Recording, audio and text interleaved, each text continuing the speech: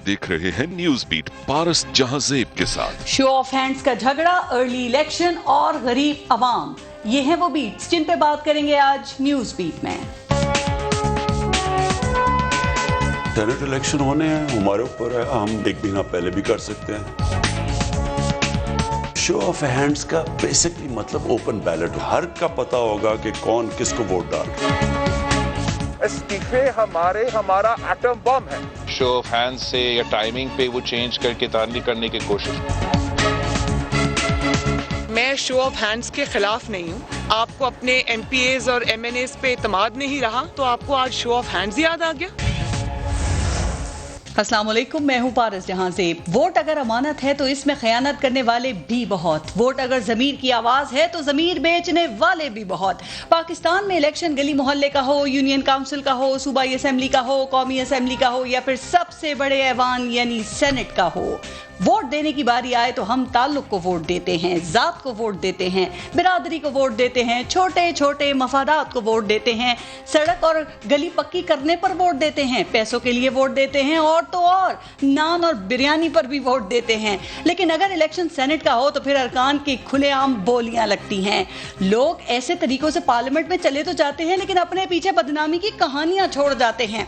Parliament में जाने वाला हर रुकन अवाम का मुंतखब नुमाइंदा होता है, मुअज़्ज़िज़ होता है, कानून साज होता है, लेकिन जब वो वोटों की खरीदो फरोख्त करता है तो तरह तरह के इल्जामात और अलकाबात की जद में आता है। इसलिए अगर ये मुअज़्ज़िज़ अरकान ऐसी बदनामी से जान छुड़ाना चाहते हैं तो आए शो ऑफ हैंड्स की हिमायत करते हैं। अगर हॉर्स ट्रेडिंग से जान छुड़ाना चाहते हैं तो आए शो ऑफ हैंड्स की हिमायत करते हैं। अगर लोटा कहलवाने से जान छुड़ाना चाहते हैं तो आए शो ऑफ हैंड्स की हिमायत करते हैं। अगर बिकने वाली बदनामी से जान छुड़ाना चाहते हैं तो आए शो ऑफ हैंड्स की हिमायत करते हैं। अगर करप्ट, झूठा, बेईमान कहलवाने से जान छुड़ाना चाहते हैं तो आए शो ऑफ हैंड्स की हिमायत करते हैं। अगर छांगा मांगा की सियासत से जान छुड़ाना चाहते हैं तो आए शो ऑफ हैंड्स की हिमायत करते हैं। अगर चोर, डाकू कहलवाने और वोट चोरी से जान छुड़ाना चाहते हैं ना तो आए शो ऑफ हैंड्स की हिमायत करते हैं, क्योंकि यही वक्त है हॉर्स ट्रेडिंग से जान छुड़ाने का, खरीदो फरोख्त को अल्लाह हाफिज कहने का और वोट को इज्जत देने का।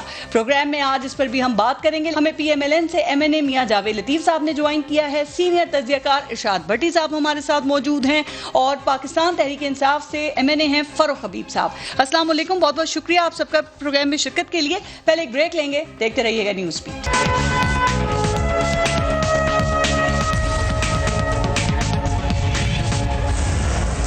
अच्छा जावेद लतीफ साहब, आपसे शुरू करते हैं। सर, ये वक्त से पहले जो सेनेट इलेक्शंस हो रहे हैं और शो ऑफ हैंड्स और ओपन बैलेटिंग, इस सब की प्रोग्राम में आगे ज़रा तफसील से बात करेंगे, लेकिन आपसे मैं ये बात करना चाह रही थी शुरू में कि आपने समा टीवी के ऊपर ये क्या बयान दे दिया सर कि पूरी पार्टी को अपना दुश्मन बना लिया। आपने कहा कि कोई 4-5 लोग हैं जो कि विकेट के दोनों तरफ खेल रहे हैं। तो सर, ये अगर आप बताना चाहें कि कौन लोग हैं, और दूसरा ये कि बड़ा इतना गुस्सा क्यों आ गया इनको सच बात सुनने के ऊपर, और आपसे तो बड़ी शिकायत हो गई हैं। देखें पारस, पहली बात तो यह है कि ये हमारे घर का मामला है, जमात का मामला है। यकीनन हम अपने घर में बैठ के बात करते हैं और यही जमहूरियत है जो पहले मुस्लिम लीग नून में किसी को नज़र नहीं आती थी। अब हर बंदा अपनी अपनी राय देता है और जहाँ तक तल्लक है किसी के गुस्सा होने का, वही गुस्सा होएगा जो उस 4-6 लोगों में होगा। तो मैं नहीं समझता कि कोई बात जो है आपके जहन में हो तो आपको नहीं करनी चाहिए। जमातों के अंदर हम करते हैं और लोग सुनते हैं, लीडरशिप सुनती है। आपने कहा लीडरशिप भी अपनी राय का इजहार करती है, हम भी करते हैं। आपने कहा कि घर की बात है, घर की बात तो घर में रहनी चाहिए, फिर वो टीवी के स्क्रीन पे आके तो बात नहीं की जाती।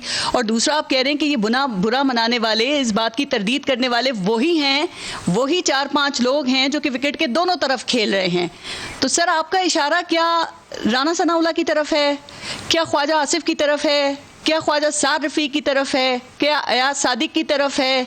और अगर इसका जवाब ना दे सकें तो क्या कुछ इस तरह पूछ लेती हूँ, कुछ पार्टी के सीनियर लोग हैं जो कि मियाँ साहब के बयानिए से कंफर्टेबल नहीं हैं, उनकी तरफ है? नहीं पारस, मैं फिर से ये कहूँगा बड़ी माजरत से कि मैं इस पर बात नहीं करूँगा। ठीक है। मगर ये ज़रूर आपके इत्मीनान के लिए ये कह दूँ कि अल्हम्दुलिल्लाह जो आज से साल, 1.5 साल, 2 साल पहले इस मुश्किल सफ़र को या मुश्किल रास्ते को अपनाना नहीं चाहते थे, आज वक्त आ गया है कि 99.9 लोग उसी रास्ते के मुसाफिर बन चुके हैं। हाँ, कुछ जमातों के अंदर कमज़ोर मेरे जैसे लोग होते हैं जो उस तरह तकड़े तरीके से बात नहीं कर सकते। आपने खुद को कमज़ोर कहा, नहीं हो सकते, आप खुद को कमज़ोर कह रहे हैं, लेकिन मैं बताऊं, आप बड़े धीमी बात करते हैं, आप बड़े मसलहत पसंदी से काम लेते हैं, लेकिन जब वही मियां जावेद लतीफ़ टीवी पे आके इस तरह की बात करें तो फिर सोचने पे दूसरा मजबूर होता है ना कि ये आपकी ज़ाती राय है या फिर जो आपकी लीडरशिप है उसकी सपोर्ट, उसकी हिमायत आपको इसमें हासिल है, खास तौर पे मरियम नवाज। सियासी वर्कर जो होता है वो किसी की हदायत पे नहीं बोलता, उसके ज़मीर की आवाज़ होती है। मैं एक सियासी वर्कर हूँ और मैं जो समझता हूँ मैं कहता हूँ, जमात के अंदर कहता हूँ। ठीक है, ओके। फ़ारूक हबीब साहब, ज़रा इस पर आप भी कमेंट कर दीजिएगा। सर, आपको क्या लगता है कि मियां जावेद लतीफ़ साहब तो इन तमाम बातों के बावजूद वो ये कहते हैं कि हमारी पार्टी कोई टूट फूट का शिकार नहीं है, हमारी पार्टी के अंदर कोई लड़ाई झगड़े नहीं है, क्या इन्हीं तमाम बयानात के ऊपर बेस करके आप लोग ये बात कर रहे हैं कि नून लीग के अंदर इस वक्त ग्रुपिंग है, मुख्तलिफ बयानियों के ये हामी हैं, इनकी पार्टी में तकसीम हो रही है? देखें, बात यह है कि जावेद लतीफ़ साहब ने तो बात की, इससे पहले भी जो है वो कई मौक़ों के ऊपर जो है ये अपनी पार्टी मीटिंग्स में भी इसी किस्म की जो है वो ब्लंट गुफ्तगू करते रहे हैं और वो मीडिया में भी कोट होती रही है। अब तो खुद इनका बयान जो है वो समा से गुफ्तगू करते हुए चला है। और उसके बाद जो है वो फैसलाबाद से भी जो है वो एक राना सनाउल्लाह ने जो है वो उल्टा जावेद लतीफ़ साहब के ऊपर बात करना शुरू कर दी, रोहेल असगर साहब ने शुरू कर दी। तो मैं ये समझता हूँ कि जो विकेट की दोनों जानिब खेल रहे हैं फिर उनका नाम भी ले लेना चाहिए ताकि वो सामने आ जाएं कौन से ऐसे लोग हैं। और दूसरा ये है, तो वो कह रहे हैं ना जो नाराज हो रहे हैं वही हैं। असल मसला तो ये है ना, वो नाराज कर दिया ना जावेद लतीफ़ साहब ने उनको पकड़ के, उनको उनकी बात पसंद नहीं आई, उनको सच नहीं पसंद आया। बात ये है कि जो असल चीज ये है कि जो लाहौर का जलसा है वो आर या पार था, लेकिन वो ख़वार वाला मामला हो गया। मसला ये है कि ऑपोजिशन तो चले गई है, 31 जनवरी का नाम लेकर सर्दियों की छुट्टियां मनाने चले गई है। ठीक। और इनको तो मैं समझता हूँ कि जो नाकामी का सामना लाहौर जलसे के ऊपर करना पड़ा है वो इन्हीं लोगों की वजह से करना पड़ा है, जो धमकी दी है उन्होंने आपको, वो इशारा कर रहे हैं कि 31 जनवरी तक वज़ीर आज़म इस्तीफा दे दें और अगर नहीं देंगे तो फिर वो धरना देंगे। हम तो आज इनको कह रहे हैं कि हम तो नहीं देना इस्तीफा, आप आज ही दे दें धरना, आप आज ही दे दें इस्तीफा, हमने नहीं देना। नहीं, वो 1.5 महीने का टाइम देना चाहते हैं आपको। ये तो इस्तीफे, ये तो वही कह रहा हूँ, वो तो खुद छुट्टी मनाने चले गए ना, ऐलान करके छुट्टी मनाने चले गए। मसला ये है कि हमें जो इस्तीफा मांगने हैं वो इस्तीफा किस बुनियाद के ऊपर जो है वो मांग। मैं सर इस पे आगे जरा बात करती हूँ। आप गली लाहौर में दावतनामे बांट रहे थे, अवाम नहीं आई आपके प्रोग्राम में, आपके एजेंडा के साथ नहीं है। इसका मतलब ये है कि लोग कनेक्ट नहीं कर रहे, आपकी बात के ऊपर यकीन नहीं कर रहे, क्योंकि मियां साहब जो है वो मुल्क से बाहर बैठे हुए हैं और एंटी एस्टेब्लिशमेंट बयानिया नहीं बिका, वो अदालतों को इज्जत नहीं दे रहे। देखे ना, एक तो रियासत के खिलाफ बयानिया नहीं बिका, रियासती इदारों के खिलाफ जो है वो बयानिया नहीं बिका।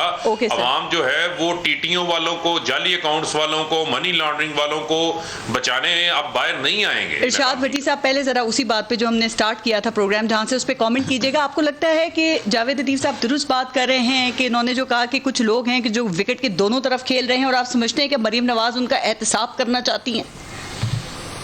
देखिए, हमेशा से मुस्लिम लीग नून या कोई भी पार्टी ये तरीकाकार है, हमेशा से ये है, good cop and bad cop, ड्यूटियां लगी होती हैं।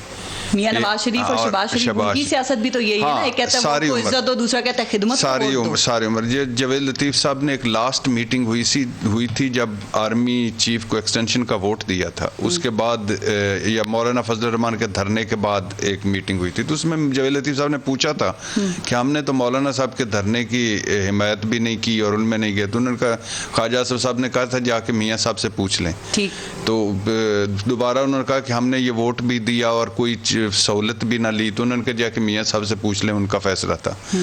तो ये बड़े जावेद लतीफ़ साहब ने अपने दुख का इजहार किया होगा, एक पार्टी वर्कर की हैसियत से बात की होगी और उनको करनी भी चाहिए, भी तो हो सकती है। लेकिन ये हाउस ऑफ शरीफ, ये हमारे जो हैं, ये बड़े जो हैं सियासी, ये बड़े अक्लमंद लोग हैं। नवाज शरीफ साहब को फौरन इनकलाबी बना दिया। मरियम नवाज साहबा नवाज शरीफ साहब के लेके चल रही हैं, वो भी इनकलाबी हो गई।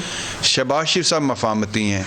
कैप्टन सफदर साहब जो हैं वो मजहबी वोट के, वो जब भी हों तो वो कहते हैं कि वो फैज़ाबाद पे आशिकाने रसूल बैठे हुए हैं। ये सारा गुड का बैड का, इनके रास्ते एक हैं, रास्ते अलग-अलग हैं, मंजिलें पार्टी में ये बहस निकली कहाँ से है? क्या इसलिए कि जलसा इनकी एक्सपेक्टेशंस के मुताबिक नहीं हो सका?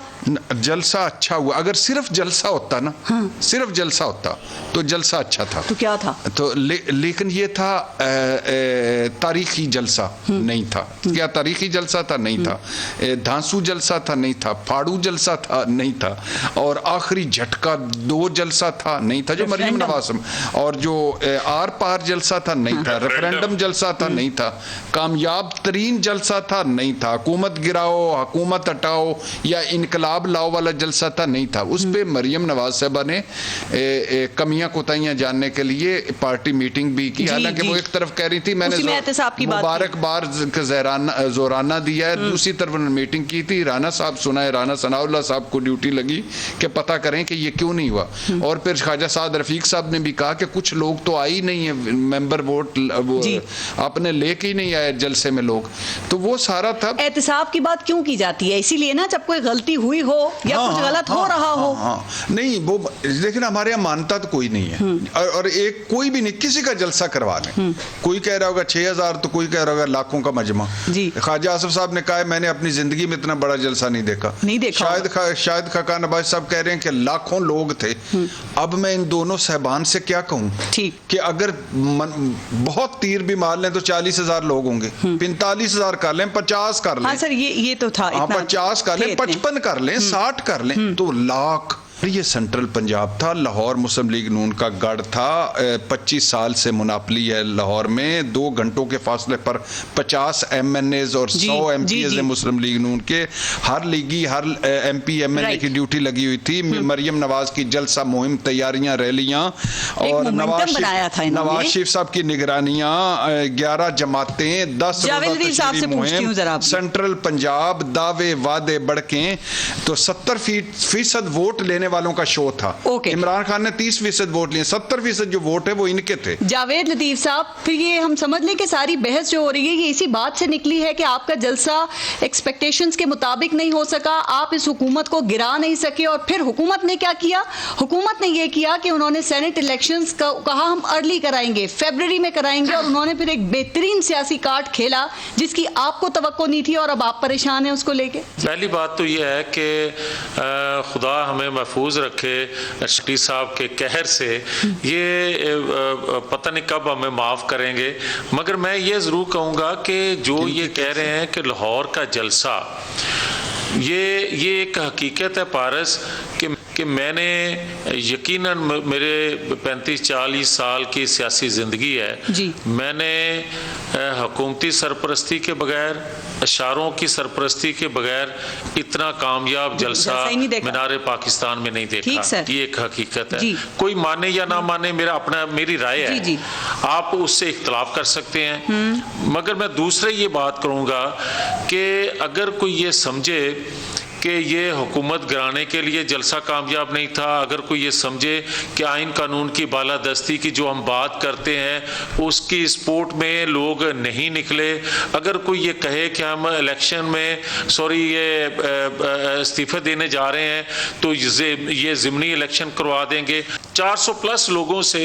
आप लोग इस्तीफा देते हैं और उसका आप ज़िमनी इलेक्शन करवाना बड़ा आसान समझते हैं। जावेद लतीफ साहब, मैं ये बात इनसे पूछती हूँ, आप क्यों नहीं चाहते? सर, आप अक्सर कहते हैं, एक सवाल सुनिएगा, एक माह पहले करवाने के आप ये कहते हैं कि अर्ली इलेक्शंस होने चाहिए। अब ये हुकूमत सेनेट के अर्ली इलेक्शंस करा रही है तो इसमें अब आपको क्या बुराई नजर आ रही है? आपका बयानिया है वोट को इज्जत दो, वो दे रहे हैं ना वोट को इज्जत, वो इसी को अमली जामा पहनाने के लिए शो ऑफ हैंड्स के जरिए करवाना चाह रहे हैं। अभी भी एतराज है। देने देना इज्जत वोट को। शो ऑफ हैंड के जरिए इलेक्शन करवाना सेनेट का, मैं या मेरी जमात इसके मुखालिफ नहीं है जी बिल्कुल। हम ये कहते हैं कि अच्छी बात है, मगर ये अच्छी बात जिसमें बदनीति आपकी शामिल ये है कि अभी चंद माह पहले इस सेनेट के चेयरमैन के खिलाफ अदम एतमाद की तहरीक आई जी। ये आपको उस वक्त क्यों नहीं याद आया कि जब अक्सरियत अकलियत में आपने बदली थी रियासती इदारों के जरिए, फिर आपको ये क्यों नहीं एहसास हुआ आज से साल 2 साल पहले? सर आपने उसके बाद अपने 14 बंदे ढूंढने थे। इसी तरह ये मैं दूसरी बात, उनको आपने सजा देनी थी। मेरी बात, कोई एक्शन नहीं लिया। पारस मैं यही तो कह रहा हूं ना कि ये काम बुरा नहीं है, मगर इसमें भी आपके ऐलान के जरिए ऐसा मुमकिन नहीं है। बादशाह सलामत के जहन में जो बात आए, जो ख्वाहिश हो, जो जरूरत हो, वो कानून नहीं बन सकता। अच्छा। इसमें भी आपको असेंबली में आईनी तरमीम लाना पड़ती है। तो अच्छा काम ऐलान है, से 1 माह पहले इलेक्शन नहीं हो सकते। अगर ये अच्छा इलेक्शन कमीशन का काम है। आप इसके हामी हैं, ये अच्छा काम है तो एक आईनी तरमीम कर लेना इस हुकूमत के साथ बैठ के। पिछले 5 साल दौरे हुकूमत में इस अच्छे काम में क्यों नहीं तरमीम की थी? अगर ये 2.5 सालों में अगर ये इलेक्ट हुए होते, अगर ये अवामी नुमाइंदे होते, अगर अवाम की इनको हमायत हासिल होती, तो 2.5 सालों में मुझे एक ऐसा कदम उठाया हुआ इनका बता दें असेंबली के अंदर जो अवामी रिलीफ के लिए इन्होंने उठाया हो, जो रियासत के लिए उठाया हो। उस पे आते हैं फारूक हबीब साहब, जो पॉइंट उठा रहे हैं जावेद लतीफ साहब। देखिए मरियम नवाज भी कहती हैं कि वो ये जो शो ऑफ हैंड्स है इनके खिलाफ नहीं है, लेकिन वो कह रहे हैं आपके मकसद के अंदर शफाफियत नहीं है। आपको डर है कि आपके जो मेंबर्स हैं वो आपको धोखा देंगे। शेख रशीद ने भी कहा कि अगर शो ऑफ हैंड्स या ओपन बैलेट होता है तो ये बहुत बड़ा इनकलाब होगा। तो ये क्या डर खौफ है कि धोखा दे देंगे आपके कौमी और सूबाई असेंबली के मेंबर्स?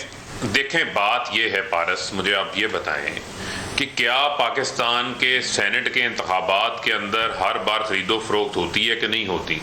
करोड़ों रुपए की जो है वो बोलियां लगती हैं। मुझे आप बताएं कि वो मेंबरान सूबाई असम्बली या इस्लामाबाद में हमारे MNA हजरात ने इस्लामाबाद की सीट्स पे वोट कास्ट करते हैं, जब वो मुंतखब होकर आते हैं और वही जब अपनी ज़मीर जो है उन टकों के लिए बेच देते हैं, तो फिर मैं समझता हूं कि उनके किरदार के ऊपर भी सवालात उठते हैं कि ये अवामी नुमाइंदे हैं। मुझे आप ये बताएं कि ये आज जो एतराज उठा रहे हैं, आज ये कह रहे हैं कि हमें शो ऑफ हैंड पे कोई गर्ज नहीं है, हम शफाफ चाहते हैं। अपने अदवारे हुकूमतों में इन्होंने ये इकदाम क्यों नहीं लिए, उस वक्त नहीं लिए। आज अगर हम ले रहे हैं तो उसके अंदर जो है ये मकसद लगा रहे हैं। मैं ये समझता हूँ आज ये सूट करता है आपको। मैं ये समझता हूँ कि देखें मैं आपको ये चीज बताऊं कि शफाफियत जो है इंतखाबात के अंदर, ये तो सिर्फ धांधली का शोर मचाते हैं। हम तो सही मानों में जो है वो रिफॉर्म्स लाना चाहते हैं। आप ये देखें ना कि जब इनके अपने अरकान 14 अरकान गायब हुए, तो इन्होंने कहा, शहबाज शरीफ ने कहा हम पकड़ेंगे। फारूक हबीब साहब 2.5 साल में क्यों नहीं याद आई इतनी अच्छी बातें? का छुड़ा घोंपा गया। अभी ये 1 महीना पहले क्यों याद आ रहा है? 1 मिनट देखें, वजीर आजम इमरान खान साहब मुसलसल ये बात दोहराते रहे हैं, कहते रहे हैं, और आज आप ये देर में रखें, जब ये वक्त आना था, ये उसी वक्त फैसला होना था। हमारी हुकूमत आने से पहले इंतखाबात हुए, पिछले इंतखाबात। अच्छा एक और बात, एक और एतराज है, जमात इसके साथ नहीं खड़ी होगी जी। इसका मतलब ये है कि वो जमात जो है वो अब भी बदनीयत है। वो जमात अब भी खरीदो फरोख्त के ऊपर यकीन रखती है, और इस मुल्क के अंदर छांगा मांगा का बाजार नून लीग ने गर्म किया था। इस मुल्क के अंदर फॉरवर्ड ब्लॉक बनाने का रवाज नून लीग ने डाला। जावेद लतीफ साहब जवाब देंगे इसका, लेकिन एक सवाल और, इनका माजी नहीं भूले सर, आज भी पाकिस्तान की आवाम इनका माजी नहीं भूले। ऑपोजिशन ये सवाल उठा रही है, अब भी मौका है कि अपनी माजी की गलतियों को ठीक करें जी, और इसके ऊपर आकर खड़े हो। तो रिवाज ही नहीं है। तीसरी बार वजीर आजम बनने के लिए तरमीम हो सकती है। एक मिनट, अगर तीसरी बार वजीर आजम बनने के लिए तरमीम हो सकती है और मामलात पे तरमीम हो सकती है, तो क्या इलेक्शन को साफ शफाफ बनाने के लिए तरमीम नहीं हो सकती? एक और बात बता दें, सो कॉल्ड PDM के एहतजाज कर रहे हैं, आप इलेक्शन शफाफ बनाने के लिए कर रहे हैं। पाकिस्तान में सिर्फ सवाल सुनिएगा, पाकिस्तान में इलेक्शन कराना किसका काम है? कौन कराता है इलेक्शन? इलेक्शन कमीशन कराता है ना। तो इलेक्शन कमीशन के काम उसी के ऊपर छोड़ दें सर। आप उस इदारे को पॉलिटिसाइज क्यों कर रहे हैं? क्या सियासी फायदा होगा? एक मिनट पारस, इलेक्शन कमीशन के जो मामलात हैं, इलेक्शन कमीशन का काम है शेड्यूल जारी करना, उसको कंडक्ट करवाना, उसके लिए इंतजामात करना, वो तमाम काम इलेक्शन कमीशन ने करने। जो 2017 का इलेक्शन का एक्ट आया है या उससे पहले 2002 का जो इलेक्शन एक्ट था वो किसने पास किया था? पार्लियामेंट में पास किया था ना, सियासी लोगों ने उसके ऊपर बहस की थी ना। तो अगर उसके ऊपर जो है एक राय आती है कि आप इलेक्शन जो हैं वो 11 फरवरी से 11 मार्च के दरमियान हो सकते हैं, तो मैं समझता हूँ उस बहस को आप नहीं आइन के मुताबिक, आप याद रखें, आइन के मुताबिक तारीख नहीं दी, सेनेट के इलेक्शन 1 माह से पहले नहीं कराए जा सकते। ये मुमकिन है। आइन कहता है कि सेनेट इलेक्शन नहीं, तो 1 मिनट मुद्दत है 11 मार्च, आप 11 फरवरी से पहले नहीं करा सकते, तो चंद दिन का तो फर्क पड़ेगा। क्यों इतना शोर मचाया हुआ है? आप सुन तो लेना, हमने कहा ये कहा है कि हम इंतखाबात 25 जनवरी को करवा रहे हैं या 1 फरवरी को करवा रहे हैं। बात ये हुई है कि इंतखाबात जो हैं वो 1 माह के उस प्रोसेस में हो सकते हैं। तो 10 दिन 15 दिन से क्या फर्क पड़ता है? रिटायर होंगे, वो अपनी मुद्दत पूरी करेंगे। एक मिनट सुन लेना, क्या इससे पहले नहीं होते रहे इलेक्शंस? होते रहे हैं। चलें ठीक, 15 फरवरी को भी हुए हैं, 18 फरवरी को भी हुए हैं, नहीं समझ नहीं, 3 मार्च को भी हुए हैं। आपको समझ में आ रहा है कि जल्दी 10 दिन 15 दिन पहले करवाने से क्या होने की जरूरत नहीं है, फर्क पड़ता है सर। और दूसरी बात ये कि सेनेट इलेक्शंस में अगर शो ऑफ हैंड्स होता है तो कम से कम ये सेनेट के इलेक्शन तो शफाफ हो जाएंगे, वो खरीदो फरोख्त तो बंद हो जाएगी ना, वो जो जमीर की आवाजें हैं उन पे तो नहीं जा सकेंगे ना, फिर जिस पे लीडर ने हाथ रखना है वहीं वोट देना पड़ेगा। ये मेरा ख्याल है किसी सियासी मैकेनिक की हुकूमत में सियासी मैकेनिकों की कमी है। ये ट्विटर खेलते हैं, गुस्से में होते हैं, हर वक्त लड़ाइयाँ लड़ते हैं, लेकिन किसी सियासी मैकेनिक की एक बहुत अच्छी सियासी चाल उन्होंने चली। वो नहीं होता कबूतरों के डरबे में बिल्ली छोड़ देना अचानक, तो वो जो ये इस तरह की तजवीज़ थी कि अपोजिशन ने अपना एक सेट एजेंडा रखा था कि मैं इस वक्त हम चलें, इस वक्त ये करेंगे, यहाँ आखिरी जलसा होगा, यहाँ धरना होगा, यहाँ लॉन्ग मार्च होगा। इन्होंने वो छोड़ के तहस नहस की कि नहीं पहले अगर आओ इस्तीफे देने तो पहले करो, और वो थोड़ा सा पहले कामयाब थी। हाँ, यानी बिल्कुल हिकमत अमली इस तरह कामयाब थी कि परसों तक क्या बहस हो रही थी, इमरान खान घर जाओ, लॉन्ग मार्च होगा, धरने हो गए। आज क्या बहस हो रही है कि तो ये शो ऑफ हैंड क्या होगा, इसके पीछे क्या है, सेनेट इलेक्शन क्या वगैरह क्या। दूसरी बात यह कि ये प्लीज ये मैं तो एक इस बात से बड़ा तंग हूं हम सारे ही कि इस फैसले की टाइमिंग पता नहीं क्या है, इस फैसले के पीछे छुपी हुई वजूहात पता नहीं क्या है, इस फैसले के पीछे पता नियत क्या है। एक है कि हमारी 73 साल जिंदगी में कभी भी कोई 1971 वाला कहते हैं लेकिन मैं तो नहीं था, तो कोई भी ऐसा इलेक्शन नहीं है जो फेयर इलेक्शन हो।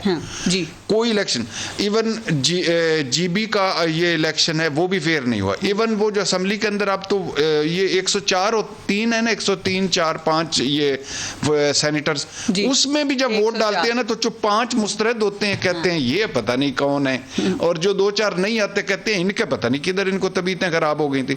तो एक अच्छी बात है, एक अच्छी बात होने जा रही है, शो ऑफ हैंड वो करें एकदम आइए बात। तो सवालात तो उठेंगे ना। नहीं देखिए सवालात नहीं, वेलकम कहना चाहिए, वेलकम कहना चाहिए। सारों का मसला ही अगर तो ये सारों का मसला है। ये परवेज रशीद साहब असेंबली में हासिल बिजिंजो साहब के लिए तकरीर कर रहे थे और उनको माजरत कर रहे थे कि 14-15 लोगों ने आपको चीट किया, हमारों ने, मैं माजरत चाहता हूँ। तो ये दुख, ये जो तकलीफ और ये जो सारा कष्ट है खत्म होने वाला है, बिस्मिल्लाह करें। इससे इनको कोई सियासी फायदा होगा हुकूमत को? वैसे नहीं कोई थोड़ा भी जल्दी करा रहे हैं ये देखें, अगर शॉर्ट टर्म में देखें तो किसी को भी फायदा हो सकता है, तरीके इंसाफ को भी हो सकता है, हमारे डर की वजह से करा रहे हैं, डर गए हमारी। मैं कह रहा हूँ ये भी कर लें, इतना डर गए। मैं कह रहा हूँ कि चलो इसको ही ले लें, लेकिन ये लॉन्ग टर्म में सारों को फायदा है, लॉन्ग टर्म में तो सबको फायदा है। ये लॉन्ग टर्म देखें और कहें कि जान छूट जाएगी हमारे इस चक्रों से निकल जाएंगे।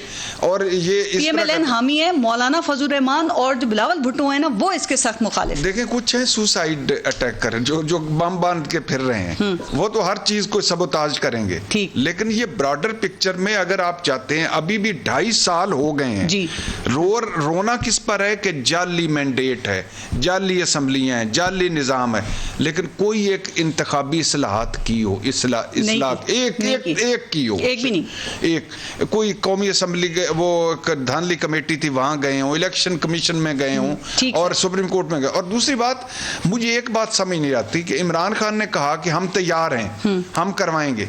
इससे मुझे ये समझ नहीं आई कि आपको कैसे लगा कि वो इलेक्शन कमीशन को डिक्टेट कर रहे हैं। सर ये इलेक्शन कमीशन का काम है ना कि वो डेट अनाउंस करे, वो बताए। खान साहब ने कहा, फिर जब मेरा उनसे इंटरव्यू भी था, मैंने उनसे भी यही सवाल किया था, तो उन्होंने कहा हाँ हम रिक्वेस्ट करेंगे उससे। नहीं देखिए, अनाउंस इलेक्शन कमीशन ने करना, ये उसका इख्तियार है। शो ऑफ हैंड या ओपन सुप्रीम कोर्ट से अटॉर्नी जनरल ने कहा जाके हमने राय लेनी। अगर सुप्रीम कोर्ट ये कहता है कि जाके आईनी तरमीम करो, फिर हाँ तो बात खत्म हो जाए, तो फिर उनको ऑपोजिशन को बिठाना पड़ेगा। मैं कह रहा हूँ फिर तो बात ही खत्म हो जाए। सुप्रीम कोर्ट ये भी कह सकता है कि नहीं हो सकता, मिसाल के तौर पर बिल्कुल तो मानना पड़ेगा। Election commission, chief election commissioner कहते हैं इमरान खान साहब हम नहीं 1 महीना पहले करवा सकते, तो मानना पड़ेगा। लेकिन हम हर बात को, कुछ चीजें ऐसी जिनको ट्विस्ट ना करें, ये सारों का फायदा है। ओके, ब्रेक लेते हैं, देखते रहिए न्यूज़।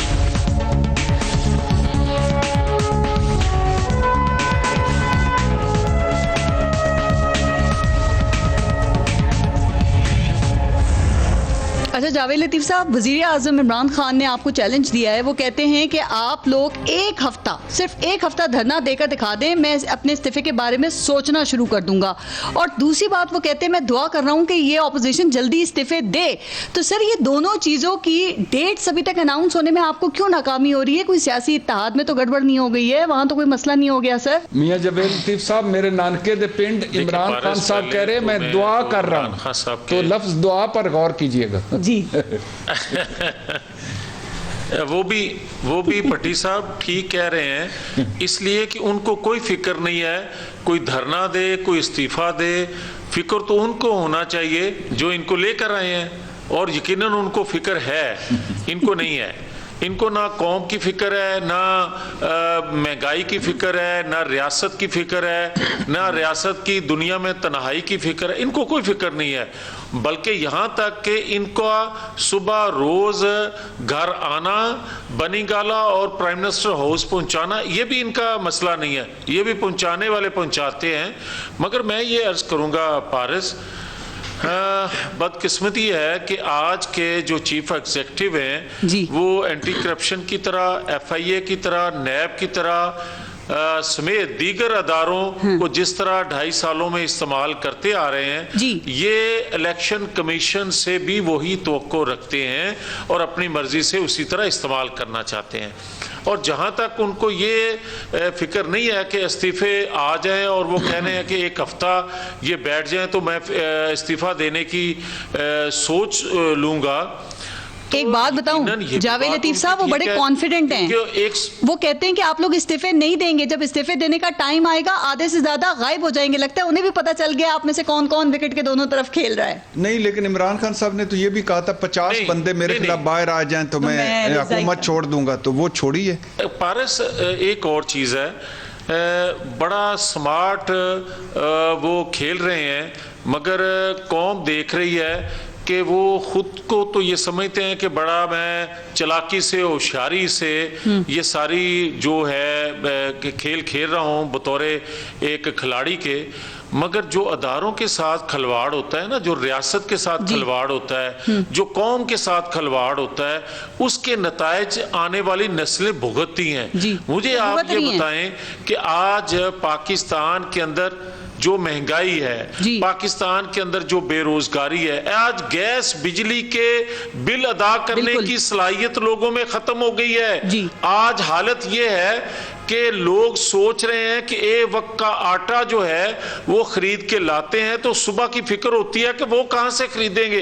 ये शरीफ आदमी जो हैं, मैं पहले भी बारहा कह चुका हूं कि ये जब तस्वीरें शेयर करते हैं, कुत्तों को एक कीमती फूड देते, एक सेकंड पारस, एक कीमती फूड खिलाते हुए, तो ये उस कौम को जो गरीब कौम है, जो एक वक्त के आटे को लेने के तरस रही है, खरीदने की हिम्मत नहीं उनमें रहेगी, उनका मुंह चढ़ा रहे होते हैं। नून लीग को बहुत दर्द है फिक्र होनी चाहिए, फिक्र उनको है जो इनको लेकर आए हैं। लेकिन बात यह है कि वो जो मोमेंटम बनाया था ना आपने, जो एक हाइप क्रिएट की थी आपने 13 दिसंबर तक के लिए, तो वो अभी लग रहा है कि क्योंकि वक्त पे फैसले नहीं कर रहे आप लोग मियां जावेद लतीफ साहब, तो वो ये लग रहा है कि इस वक्त फिर बैक टू स्क्वायर वन चले गए हैं आप, इसलिए ये सवाल हो रहे हैं आपसे। अगर आप ये समझ रहे हैं तो वो कल परसों आपको पूरा शेड्यूल आ जाएगा जो हम पंजाब, खैबर पख्तूनख्वा, सिंध और बलूचिस्तान का शेड्यूल दे रहे हैं, वो रैलियों का,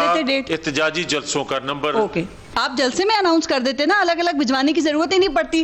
13 दिसंबर को बताते इस दिन स्पीकर को इस्तीफे देंगे, इस दिन से लॉन्ग मार्च करेंगे। मुझे अंदाजा है कि आप जिस तरह बाकी कौम मुतासर है, आप भी उसी तरह मुतासर होंगी, मगर मैं आपको ये बता रहा हूँ कि इनसे जान आपकी जल्दी छुड़वा देंगे खुदा के फजलो करम से। फर्रुख हबीब साहब, दावे वादे आपने उनके सुन लिए, लेकिन जो उन्होंने महंगाई के ऊपर बात की है ना, वो बात ठीक कह रहे हैं, थोड़ी सी महंगाई कम होने लगती है। आपने 3 रुपए पेट्रोल पे बढ़ा दिए।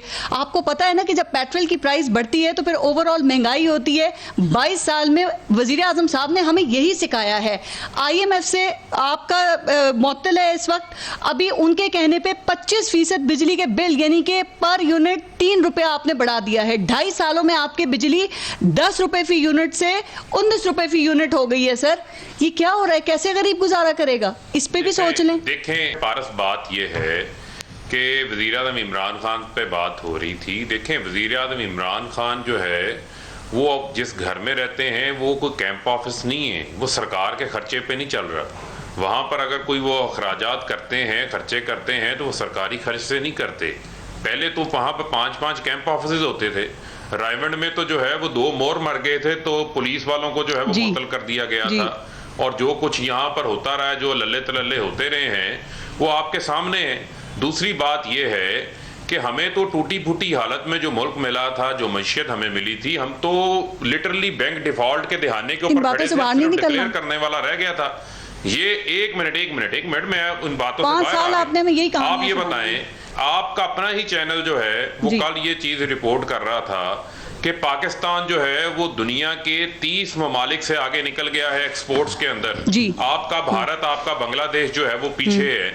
ये हुकूमती पॉलिसीज का नतीजा है कि आज आपकी जो है वो एक्सपोर्ट्स में इजाफा हो रहा है। 3 रुपए क्यों बढ़ाए पेट्रोल में? आज जो एक मिनट देखें, वो उनका ताल्लुक है इंटरनेशनल मार्केट की प्राइसेस से। उससे पिछले बिजली की कीमत भी हुआ था। IMF ने जो आपसे शराइत रखी है, गैस का बहरान है, फ्यूल एडजस्टमेंट की, 1 मिनट सुन ले, फ्यूल एडजस्टमेंट की मद में हुआ। गैस हमने LNG जो है वो पूरी दुनिया के सामने मुबाहिसा हुआ है। जो LNG इन्होंने $8 के ऊपर खरीदी है, हमने $6.5 के ऊपर खरीदी है। जो इस मुल्क के साथ धोखाधड़ी करके गए हैं, वो आपके कहाँ छुपा के रखी है? कहाँ है जो GIDC के, एक मिनट वो LNG कहाँ है? GIDC के जो 226 अरब रुपए सागदार ले गए हैं बाहर, वो कहाँ पे हैं? मैं पूछ रही हूँ वो LNG कहाँ पे है जो 6% में लिया और आपने कहीं उसको छुपा के रख दिया? बताएं ना कौम को। वो LNG भी दस्तयाब है और लोगों को गैस भी फराहम की नहीं, लोगों के चूल्हों के पाइप्स में गैस नहीं आ रही। पारस, हमें जरा सच भी तो बताना चाहिए। ये उस वक्त हुकूमतें नहीं थी क्या? ये उस वक्त नुमाइंदे नहीं थे क्या? इन्होंने CNG पाइपों के अंदर जो है वो गाड़ियों के अंदर गैस नहीं जला दी? मुझे आप ये बताएं ना जी कि क्या सुई गैस जो थी, नेचुरल गैस जो इंडस्ट्री और डोमेस्टिक को मिलनी चाहिए थी, वो हमने गाड़ियों के अंदर जलाई है? जिस तरीके से गलत पॉलिसियों की वजह से हमने अपने नेचुरल रिसोर्सेज को ज़ाया किया, डैम नहीं बनाए। आज 12,000 मेगावाट के डैम बन रहे हैं। हम तख्तियां नहीं लगा रहे। बगलेहाट डैम और अपना आपका जो है मोमन डैम के ऊपर काम शुरू किया, समेत 7 डैमों के ऊपर और काम हो रहा है। उससे बिजली सस्ती आएगी। IPPs को नकेल इमरान खान डाल रहा है।